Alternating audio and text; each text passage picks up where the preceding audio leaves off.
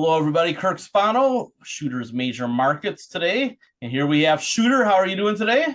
I'm doing awesome. How you guys doing? Oh, I'm doing good. I've been shoveling this morning and yesterday and last night. We had a super heavy. More power to you.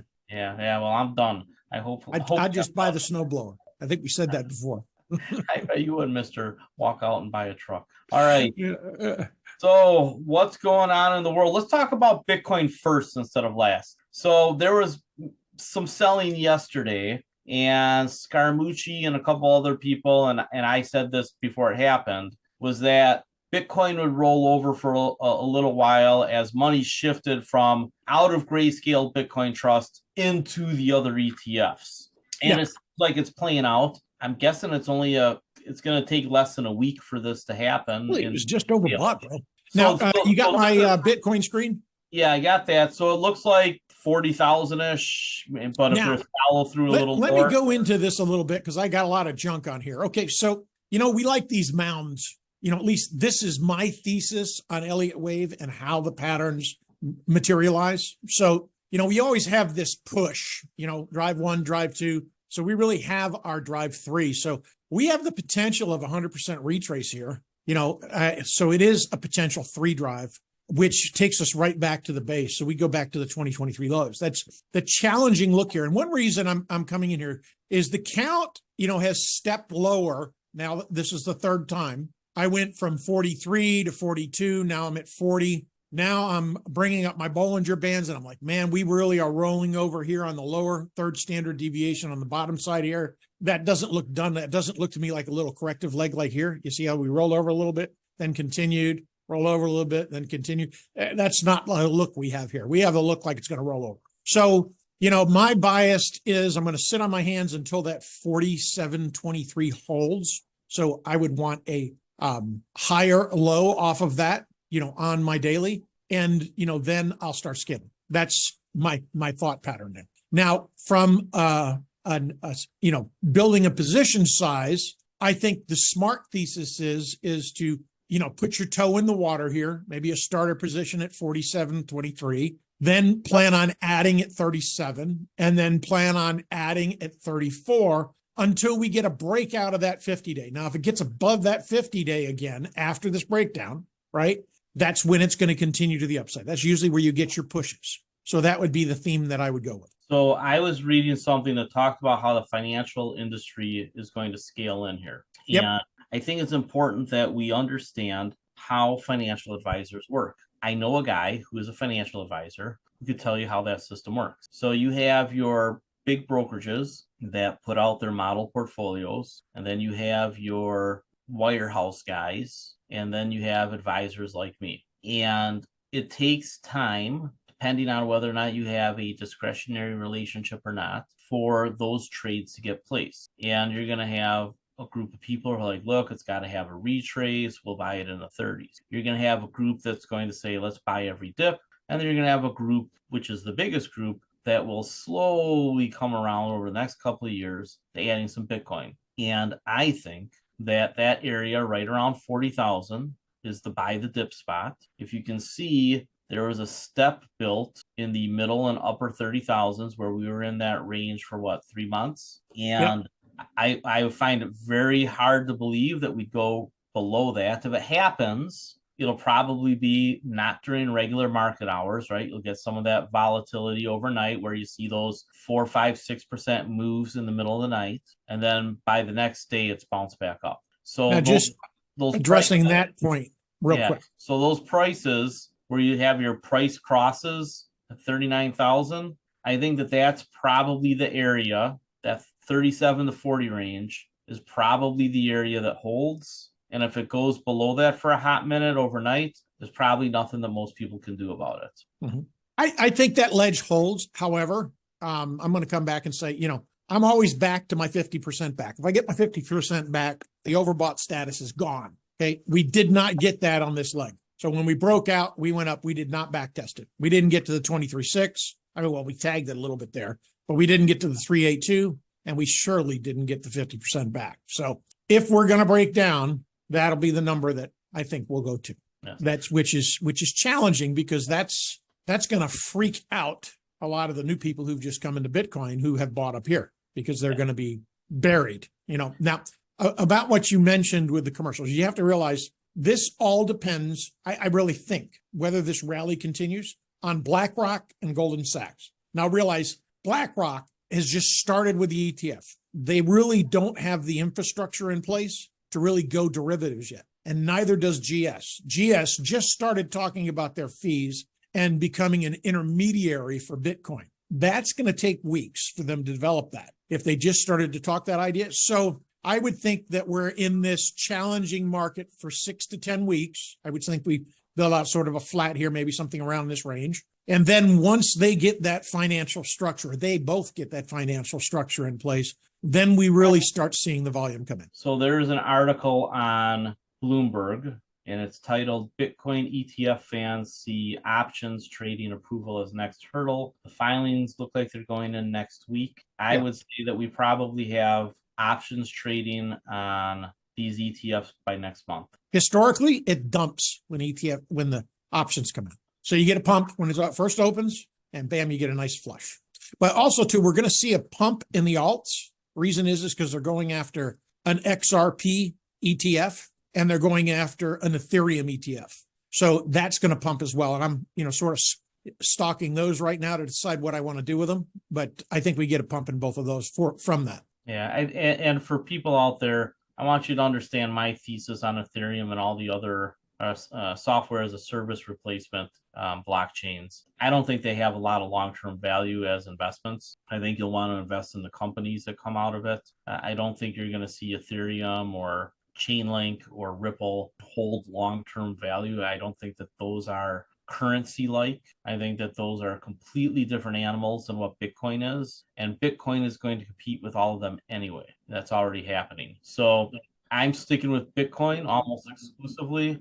I have not added to my Ethereum or my Chainlink or my Ripple in a very long time, over a year. So I would be primarily sticking with Bitcoin if I were you, because it is 95% of the crypto market or 90% of the crypto market. Basically all the money's in Bitcoin. So you have to be an incredible trader like Shooter, I think, to do the other cryptocurrencies, because they are a different animal. They are a different type of cryptocurrency, different type of function. And you have to understand that they're not all the same. And that's very important here. Agreed. I think there's a higher level of it goes to zero in the altcoins, but at the same time, there's, a lot of upside. The first time I bought Doge was at 1 cent. It's like at 8 cents. So, I mean, it's, I don't have a lot in there, but it does have some upside. So I think it has some merit. I think the alts, maybe 1 to 3% is a basket. I'm thinking that's just because there is so much upside that if we do have a rally or boom in there, and the history's always been with Bitcoin, when Bitcoin rallies and builds, the alts follow, and then they have a longer rally typically. So I'm just going on that thesis, but I agree with you from a conservative investor standpoint or a position trader, maybe you want to limit that exposure or not do it at all. That's just my 2 cents. Well, it's like, so the altcoins to me are basically penny stocks. Agreed. And we know that 90% of the penny stocks go to zero. Right. So let's jump to the dollar. Okay. So now something I've noticed here, and this is the same with treasuries. So, let me just flip back. We've got obviously a bearish look on the daily here with the dollar. But when we jump back down to the 90-minute and we look at it, it gives me a bullish count. Okay. Now realize in time frames, it rolls up. So whether or not that holds, I think is going to be a big factor, but we break out above that 102.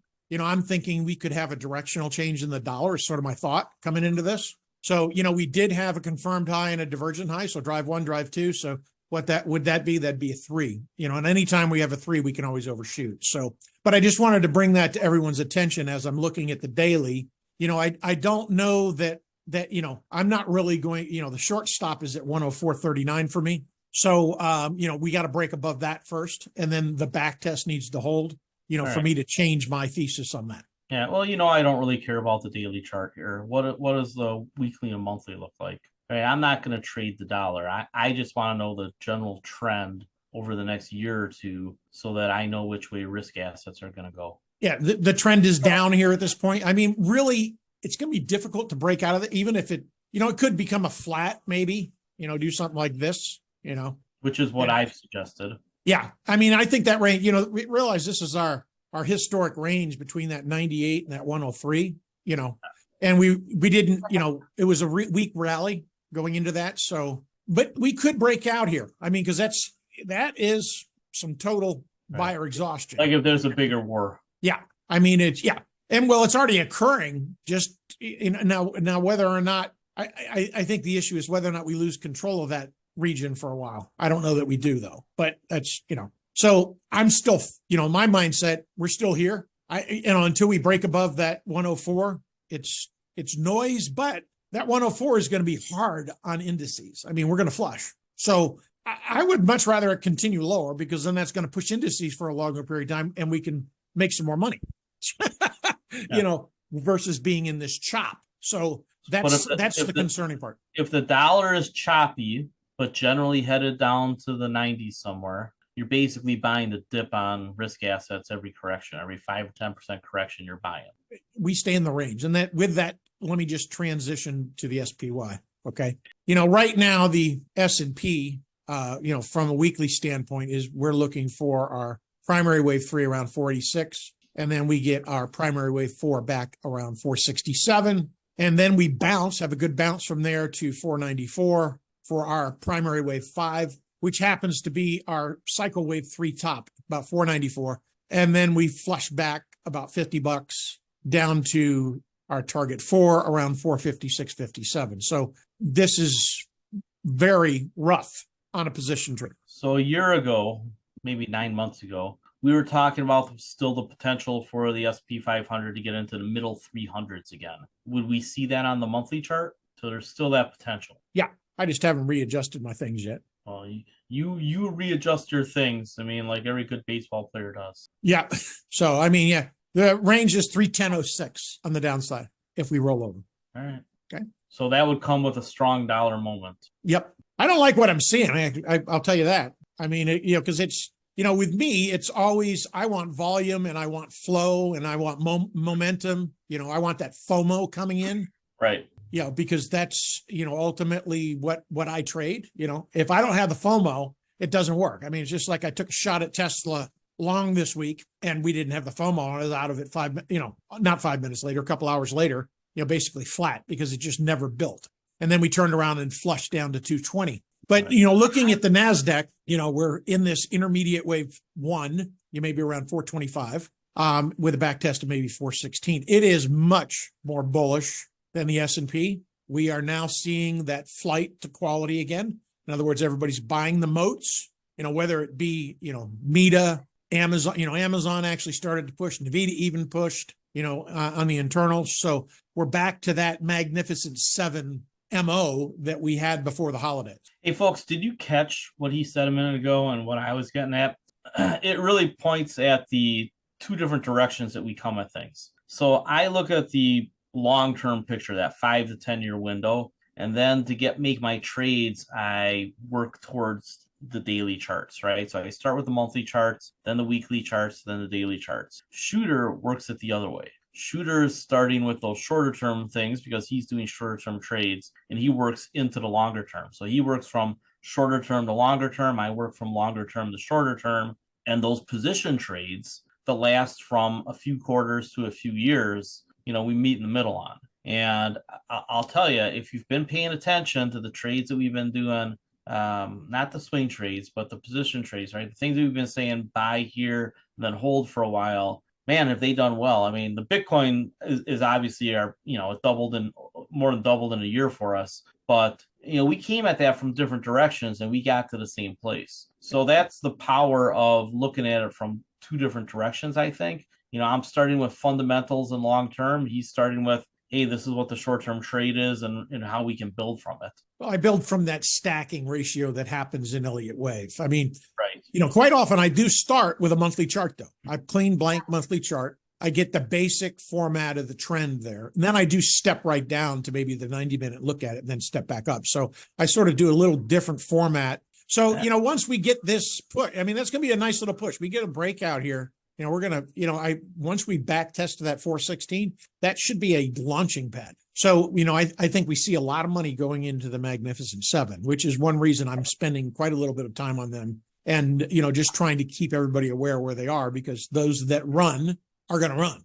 I think there's decent upside on those. And I think we start seeing, we're seeing breadth tighten. We're not seeing it reduce, but it's not expanding, or didn't really expand last week. And that included both the Dow. We sort of have this flat here. Now we have this broadening pattern that sort of, so we've sort of lost this FOMO now. So once we put in this 5 wave here on this intermediate wave up around that 390, we're going to flush back to 357. So, this is what I'm seeing as the case is building. I'm looking at March, maybe not even to March, but I think by March we're rolling over again. And then the FANG's the only thing that might be holding up and running. So that, that makes it a little challenging there, because obviously, we may have bought, 370s, I'm just using this as an example, and we can get a better price at 357 kind of thing. You know what I mean? Yeah. I think a lot of the scenarios, how they play out, really depends on if the Fed is early or late on loosening up. Well, I think, we have FOMC the end of the month. I don't know whether we run into it. Typically we have. If you look at all the cases of the Fed meetings, basically it's like 90% of the time we run into it and then come off the day of it or just before that. And, I think whether they tighten the runoff on the balance sheet, I think is going to be a significant factor, because that may just stall us. I don't really like the idea of that, because it indicates they're not going to flip, to a quantitative easing format anytime soon. It's basically going to say they're going to slow this down. They're going to run well after the election. They may even run into 2025 and not do anything. And the market does not want to hear that. So if that's the case, I would expect us to start a little leg lower after that meeting, and, test the lows. And then, we decide whether or not that's going to hold or not then. But let's jump and look at the Russells. So now I see a little bounce in the Russells, from here. This is showing as a primary wave 1 at 191, and we bounced to maybe 200. And then we continue with that lower trend. Now that back test, I get very interested in shorting there, because I have a very high conviction once that holds, and once I can see the RSI numbers and, whether or not we have divergence there, I'll have more accuracy and be able to pick where that top is and then go from there. Any questions on that one? No, that's a short-term move. I'm more, like I said, in my mind, I don't need to make those types of trades. I'm just waiting to see if I add more on a correction or if I build up my pyramid as it goes up. Got it. Understand. So when it happens, I'll make a reaction. I don't have to predict certain things. If I can predict the long term pretty well and then just make my trades within the wiggle, then I'm okay. I don't have to predict the wiggles. You're now, folks, here's what I'll say. If you're in sustainable growth trends, which a lot of people have signed up for, where you're at margin of safety and you're finding these shorter term trades compelling, I will tell you 2 things that I've come away with from Shooter. First of all, I can't do it. I don't have the time or the interest. However, I will also tell you this, and that's my bias of almost 30 years in this business, knowing what I'm good at. What I'm good at is I see the future pretty well, and I understand how business cycles play out. I understand how CapEx plays out, right? Companies that are building themselves up, how their finances work, where their potholes are, how they can ramp up, how they can break down. I understand all that super well. So I've decided, after trying to trade a number of times, that for the most part, I'm looking at trades that are going to last over 6 months, generally years, and just based on my big picture view of an industry and a company, and to a lesser extent the broader S&P 500, because it is indicative of the secular changes in the economy. However, I don't do a lot of what Shooter does because I wasn't good at it. It's not how I was trained. It's not what I see well. However, on the flip side, I will tell you, of all the traders that I've watched, and this includes floor traders who I've had in my family and among friends down in Chicago and out in New York, I have that East Coast group that I hang out with. And I will tell you, among the traders that I have come across, and it's been way into the hundreds, if not thousands, of people who I've seen try to trade over the years. Shooter is top 10, easy. And you might Thank be you, the sir. best. You might be the best. I don't know. No, actually, it's funny. I give myself some wiggle room here Yeah. because I have a conflict of interest. I would love to see anybody who does want to trade around the edges, right? And even Shooter's only trading 10 to 20% of his portfolio. But if that 10 to 20%, if 10% of his portfolio doubles, it's an extra 10% on the bottom line for a year. So, I know Teresa trades daily and she's more probably a little longer term than Shooter, but she's become very good too. So if you want to learn to trade, I'm just going to tell you this. You don't get into rare because, I'm going to be a trader in 2 weeks. I have a guy that did that, and I think it made him crazy. And he was a gambler to begin with. And I warned him, and I've had to cut him off because I thought it was bad for his health. And that's a real concern that a lot of people trade because it's like gambling for them. If you're going to be a trader, you need to put in your year of education or 2 years of education. And that means you subscribe to a service like Rare, you read the book list, and you paper trade and you observe. And I warn people from just jumping into trades. You have to educate yourself. And being a member of Rare for a year, I think at the end of that year, you would be educated and you'd have paid for your membership 100 times over by that second year. So it's just... Yeah, honestly, I'd be disappointed if they haven't doubled it by now. Yeah, and I think a lot of people who joined us, there's 40 or 50 people in that room on a given day. It's not a lot. We haven't advertised, but we had the one guy, the engineer, who said, "Yeah, I doubled my money last year or in 2023." And he did a combination of my position trades and your swing trades. Doubled his money. It's a pretty good year. Yeah, the one thing I'll say about, if I had to do it over again, the first thing I should have done is I should have gotten my PhD before I started, because the school of hard knocks, you can take a lot of heat because the only way you learn is by being wrong. So the ultimate thing is I really think unless you're willing to make a 3-year commitment and get that PhD, you're just going to lose money. I'm just going to be candid. Unless you're chasing somebody or following somebody who's successful at it. And then at the same time, your profit is going to be based on when you pull the trigger, not necessarily when I pull the trigger. Because, sometimes I'm scaling in and scaling out in much smaller blocks than you might. And I also might have a completely different position size on. And then there's other times where I know when to go big and I'm much larger, which is one reason I see so much upside, because when the market does give me those tells, hey, I'm on board. I just trade within my risk thresholds that I have. So,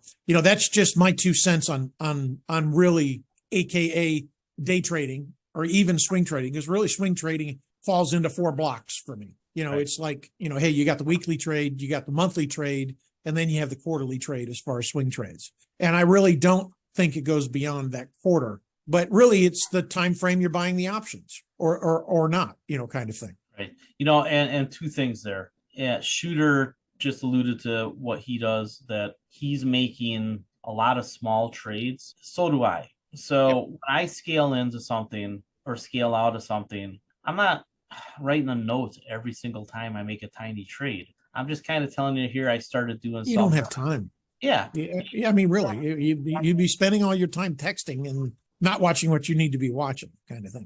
Right. So that's why I try to tell you what I think I'm going to be doing ahead of time. And if we get there, I give you an alert. But that doesn't mean, I got to jump. I got to buy 4% of IIPR or whatever.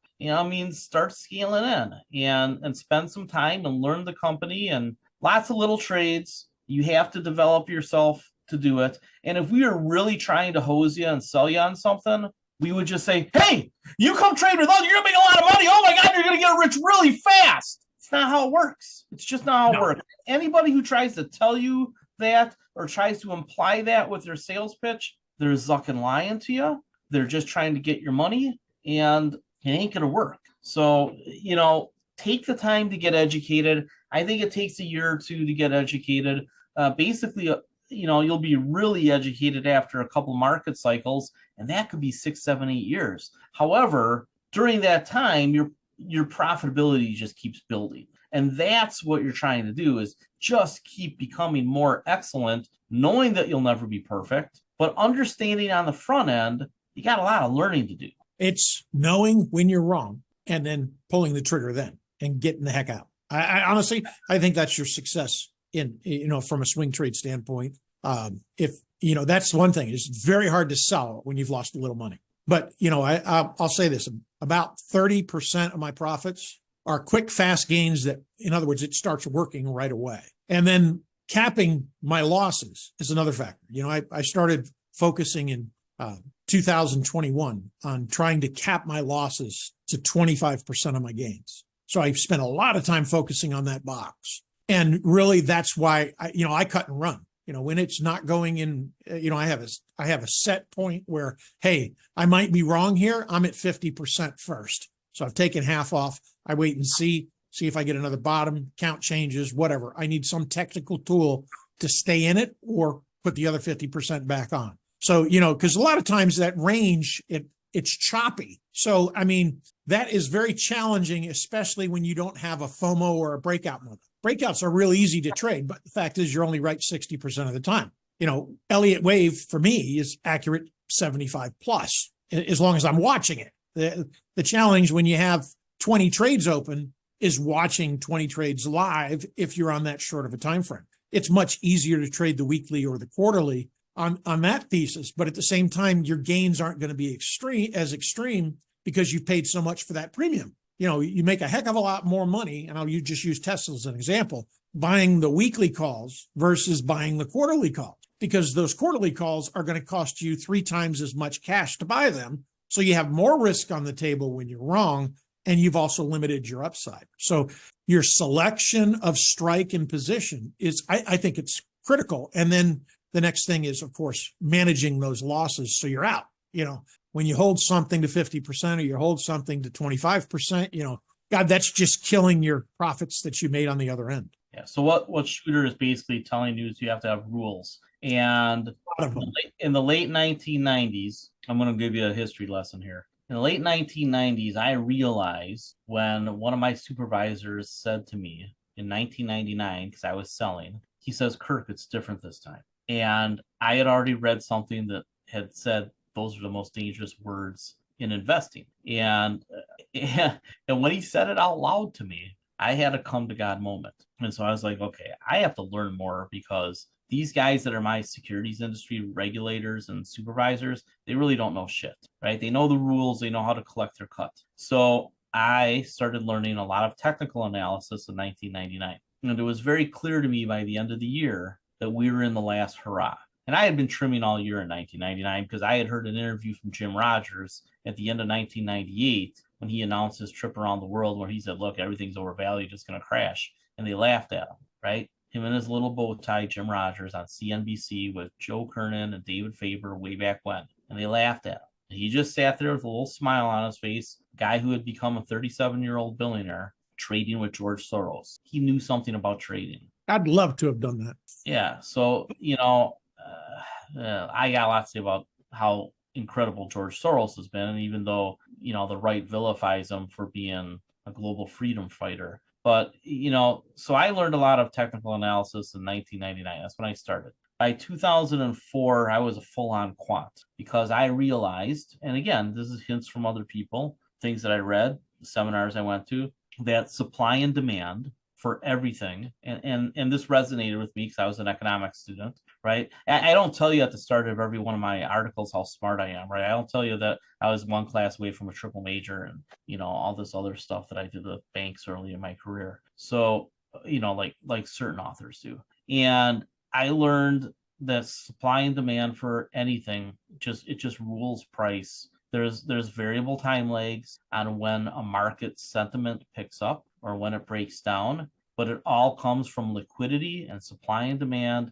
And it's just price is just a reflection of what people realize and the way that they're running at the time. And I traded for a while and I was okay at it, but I didn't make more money than when I just bought something and held it, because I was really good at that. So over the years, I flirted with trading. Okay, can I incorporate the two things? And what I found in the last 3 years with Shooter is that I should stick to my knitting. I'm good at seeing the future. I'm really good at it. I agree. Yeah, and I'm good at understanding the financials of companies, and I'm good at understanding the business concepts behind the company. So when I say something like, I forget what company we were talking about, I said it looks to me like it's just another company designed so that the executives and the management made a bunch of money. There's a lot of companies like that. They're okay businesses. They might even be in the right space, but the setup of the company with executive compensation and share-based compensation and everything else, and being a competitive space usually, means that the people who are going to make the most money will be the management, not the shareholders. So I have to find companies where the shareholders are going to do at least as well as the management. And that's hard because the management write the rules and they write the rules for themselves, right? It's just like, why do you buy a politician? You buy a politician to write rules for you in the tax code or that impact the regulation of your business, right? That's why politicians are for sale. So with investing, you take all of this into account and you say, okay, what am I really good at? I'm really good at understanding how the big picture works.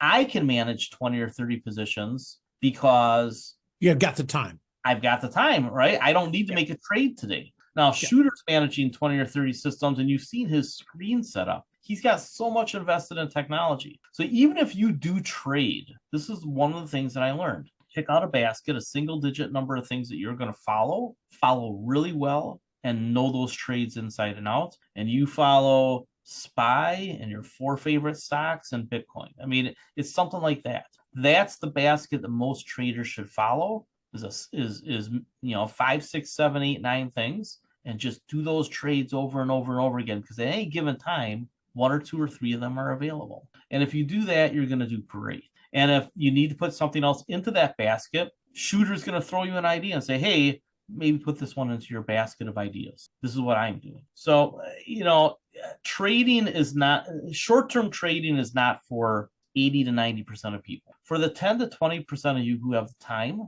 and temperament and willingness to learn, I mean over 5, 6, 7 years, you can have twice as much money or 3 times as much money. But it's going to be a part-time job and a graduate level education, and it's your money that's at risk. So that comes with a lot of, a lot of emotional control. So you have to be driven, you have to have the time, and you have to have emotional control. And the thing that blows most people up, right? Because if you decide to go down this path, you probably have the desire and the time. The thing that blows most people up is definitely the emotions and an unwillingness to follow trading rules. Because the trading rules, even though they prevent you from getting an opportunity from time to time, more often than not, they prevent you from taking a big loss. That consistent with your thoughts, Shooter? Sure it is. I mean, one reason I cap my account size, that at least I give access on my day trade or my swings, each I have them in boxes,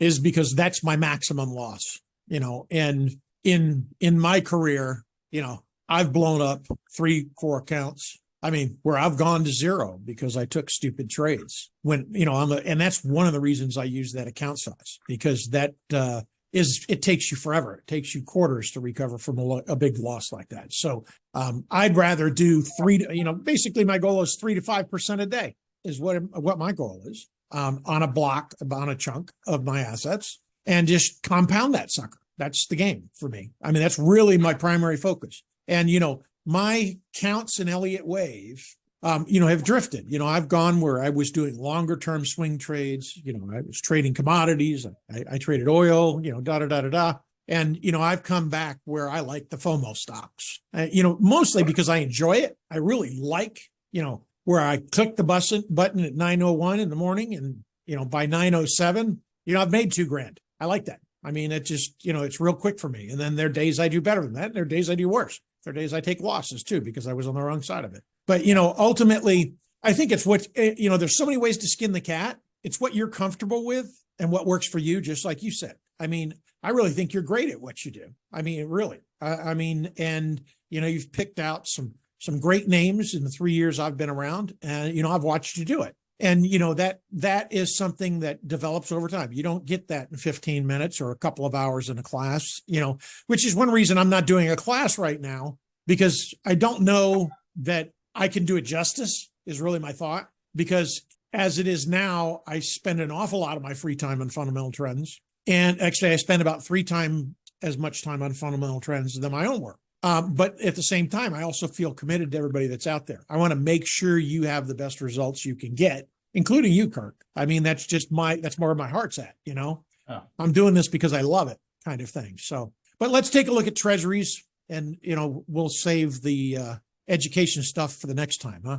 All right. So now treasuries is very much like the dollar. We have this downtrend here on the daily. And, I'm going to jump down to the 90-minute, do the same thing I did on the dollar, because we also have a bullish count that's coming in here. And see, this is how I step up in time. Excuse me, maybe it was on the 4-hour. So here I will tell people I've been scaling out of TLT in the upper 90s for a few weeks now. I've mentioned it once before. I'm not saying it every single trade, every time I trim a little bit, but I think that there's a pretty good chance that if a strong dollar moment plays out, like we are worried, then TLT goes back down to 90 or something. Yeah. For me, because I sell so many puts, I can just sell puts. I don't need TLT. If you're an ETF investor or a retiree that just wants that kind of a position, then have at it. See, I think it's the Fed, the FOMC here, because I think what we had was a pivot, okay, which was, what we did. This was the pivot. That was where everybody was thinking we pivoted, right? Now, maybe there's not a pivot, right? So we flattened out, right? So it's really going to come back to whether or not the Fed tightens at the current rate, or they reduce that tightening and basically the balance sheet runoff. I think that's really what it is. But, I'm still seeing a downtrend, even in this count. I'm seeing a push potentially back up to 98. And I also have a minor wave out there at 102. But still, it ultimately is still telling me it's going to turn down. So let's jump out to the weekly. And with that look, we're going to head, lower to maybe 89.35 and then continue that up leg. So I get real interested at that 89 getting long again.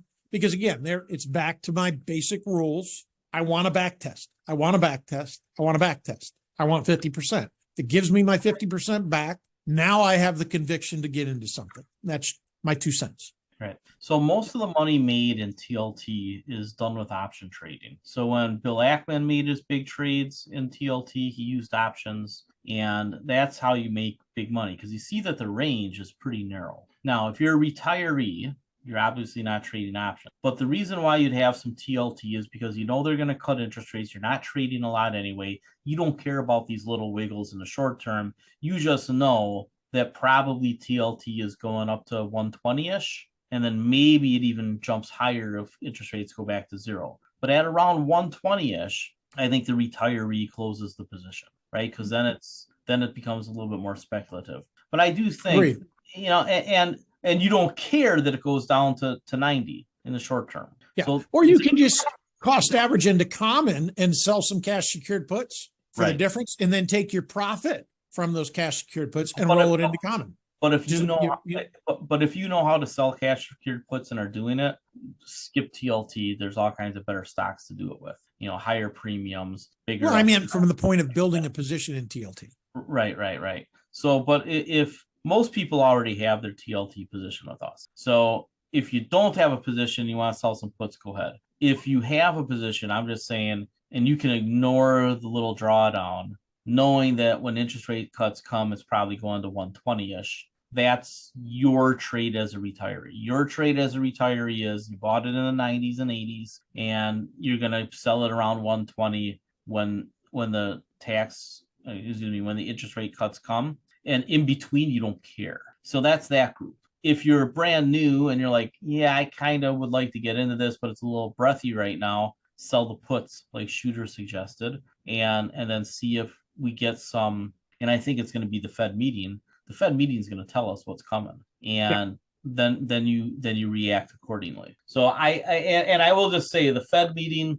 I have come after everything I've read from the other Fed presidents, and Mester is the only one that's out of step here. She kind of has taken the place of Ballard in being the foil, the knucklehead foil. I think that Jerome Powell, unless there's an inflation scare, because the recent numbers were inconsequential. I mean, people wanted to make it like inflation was coming back. That's not what those numbers showed. That deflation from China has not stopped. Yeah, no, That's for the last 30 years. That's what's been rolling off here. So yeah, it's still a trend. It's just a matter of until we catch up. We had the COVID lows, we had the disruptions, and it's over. So, right. It's going to resume. It's just a matter of how quick. Right. So deflation is the boogeyman. Inflation was a momentary event. It did turn out to be transitory. There's no reason for there to be inflation. If there was no debt in the world, then I would think that inflation on expanding balance sheets would be a problem, but we're there already. So we're just fighting these giant demographic demons in a world where there's oversupply of almost everything. In an election year.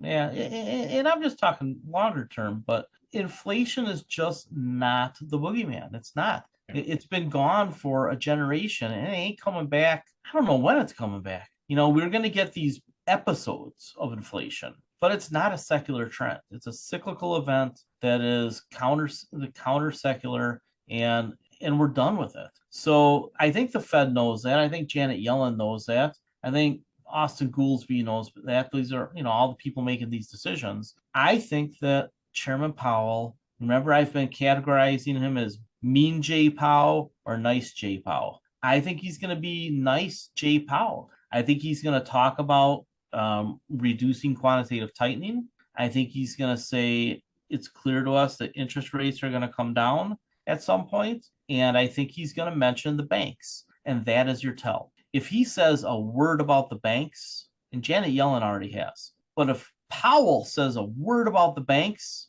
that's your signal that he's completely aware that there's a $500 billion of special facility, don't call it QE, that has to get stuck in there at some point. And that's going to be amazingly good for not only the U.S. Treasury market, but it's going to be really good for risk assets, and in particular, foreign assets and small caps. So that's how it's worked in the past. That's how it'll work in the future, because you know what? It's not really different this time. That's all I got to say about that. Shooter? No, I agree. Yeah. All right. Anything else from you, or are we done? Unless there's anything anybody wants me to look at, the only thing I would sort of bring up is the China should be buying copper, first week of February, that, historically they do it every 90 days, 6 months, in large blocks. So okay, that's about the only thing that's on my radar, besides a few other ETFs and, some specific names that I'm just trying to find good entry points on at this point. All right, folks. We will talk again soon. Big option expiration week coming up. I will do another update. Have a great weekend. If you have heavy snow like me, get rid of it before it freezes. Have a good. Now we're actually, we might have snow down here. Jeez. I know Dallas is going to get some. Yeah, it's supposed to be 15 degrees here on Tuesday. I don't like that. Welcome to Wisconsin. I got the jacket on now.